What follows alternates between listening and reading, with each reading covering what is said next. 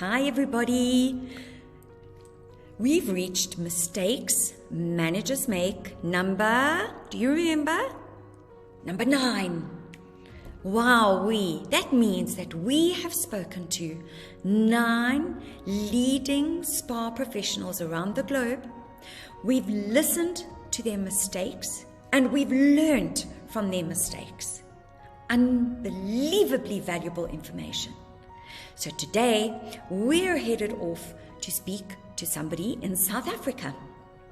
She also has over 25 years experience in our industry and managed many spas around the globe, not just here. So quite fascinating what Jackie's biggest mistake made. So let's head off to chat to her and find out and learn once again from this incredible series that we're bringing to you from Spa Professionals Guild. My name is Marisa Dimitriades, and as you can no doubt see, I am incredibly passionate about this magnificent industry that we belong to. Okay, so here we go again with this amazing series. We've been traveling around the world, and today it's my beautiful country's turn in sunny South Africa. And we're actually headed off to one of my favorite places in South Africa, and that's KwaZulu-Natal. I love it so much because the sea is warm and they've got big waves, and that's where I really have a lot of fun in the sea. Whereas Cape Town might be beautiful, but the sea is very cold for me. Anyway, so we're headed off to speak to somebody with a lot of experience. And I'm going to hand you over to Jackie, and she's going to start off by telling us a little bit about herself. So hi, Jackie. Hi, lovely to meet you all. So I'm Jackie Armitage. I'm the spa manager at the Oyster Box Hotel in KZN. We on Durban beachfront in Mhlanga, a 5-star award-winning spa. I've been with the company for 11 years. I've had amazing opportunities of assisting to open up 2 of the other spas. So they're under a brand of hotels called the Recreation worldwide. So I've assisted with opening a wonderful safari spa in Okavango Delta, the spa at Ashford Castle in Ireland. So just really amazing to have that opportunity, as well as obviously working with the Oyster Box. And then before that, I had been overseas working also in the spa industry. So I have about 20 years experience in the industry. I was working 3 years in the Maldives with a group of spas, and Nice. at a thalassos spa in Egypt, as well as in South America. So I've traveled and worked in the industry. So it's been a wealth of knowledge. Wow, that is brilliant. That's super. I didn't know about the Maldives thing. Yeah. South America thing. So I'm learning a little bit places. today. Wow. Okay. So then, Jackie, you've definitely, so I'm going to ask you a bit of a tough question, because I'm going to ask you what's your biggest mistake that you've made. And everybody I ask always says, but Marisa, there's so many. Yeah. So I want you to try and think of the one that would have changed things for you, had you known then how to fix it. So what you feel was the mistake that you made that made the biggest impact in your career to you, that you can share with us. So let's hear. Yeah, so basically in the beginning, I found like I was quite resistant to close the therapists for training. So when you therapists, obviously it's taking revenue away by sending them out and doing the relevant training. However, obviously with that, so I found like, yeah, as I said, resistant in the beginning, so not closing them, but, it's been kind of scared that the revenue would decrease because of this. But basically focusing on that now and changing that has made a world of difference. Okay, so you've hit on something that I'm sure plenty of professionals who are going to listen to this are either going to say, no ways, I'm not booking my ladies off, it's money. And I can say from a product supplier point of view, I hear my training team often say, oh, Marisa, we can't get them to book the therapists off. This is So this is very, very interesting to hear. So so I want to hear from you a few things. One is, how would you have changed it? And the second thing I want to hear from you is, do you book them all off? Do you group them? Do you have absolute regular sessions? Tell us a little bit about, because you obviously value training a lot from what I can hear. So share with us a little bit about that. So I think in the beginning, it was more like the resistance was like with one of our product houses when I kind of first started, and it was, the girls haven't been training X, Y, and Z, and they need this done and whatever. And then you resistant to close the revenue, you lose in revenue.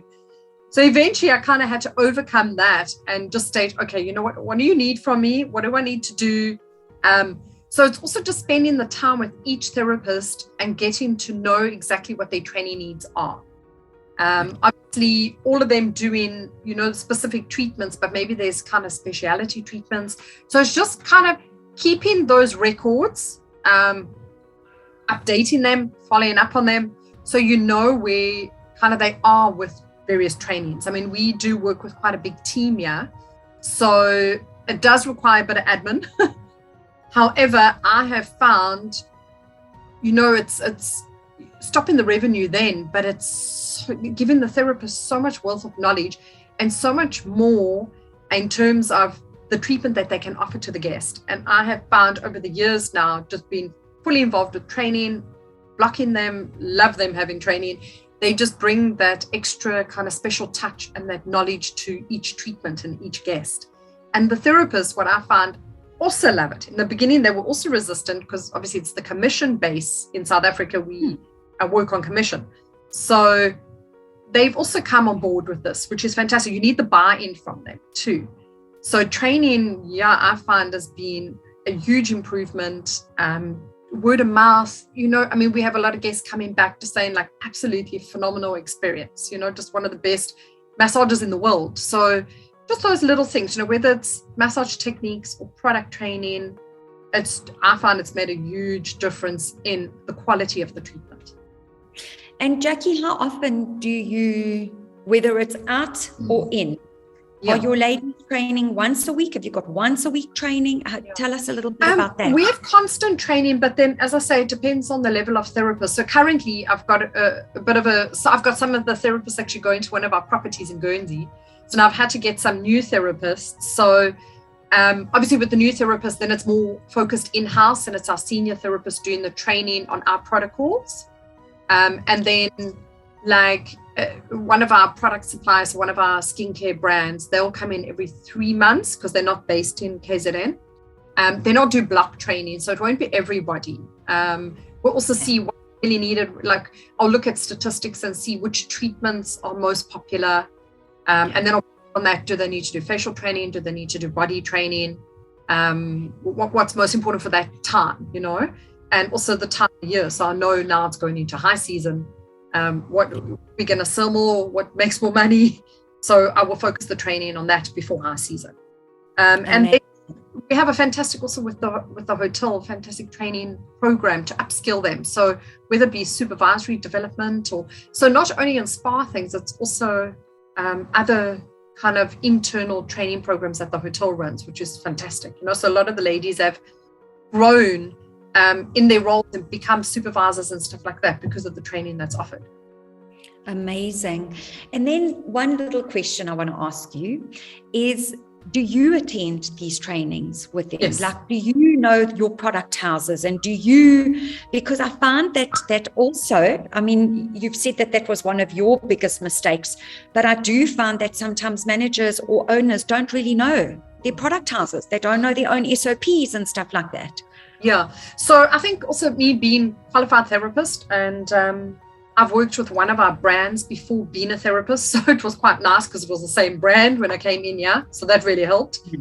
Okay. But obviously maybe not the treatments, because I don't do the treatments now, the physical treatments. But definitely I'll sit in portions of it. I'll check them afterwards, do assessments, stuff like that. So I'm quite familiar with the protocols. And then obviously the product knowledge, any new products coming in or anything, yes, then I do sit in on the training with product knowledge or anything that's changing with the brand. Brilliant. And would you recommend this to all other spa managers and Absolutely. owners? take the Yes, time. you need to take the time and block them for training. You know, you might lose that portion of the revenue for the day, but it's going to benefit you in the long run, because the girls themselves will learn to upsell treatments and not just focus on the basic massages, because they've been given those skills. And same as with facials or products, etc. Yeah. Love it. Love it. Well, that has been amazing. And I want to say thank you so much. I know how busy you are. And I just want to thank you for your time and all your mistake that you shared, because it takes a lot to open up and say, listen, I made this mistake, you know.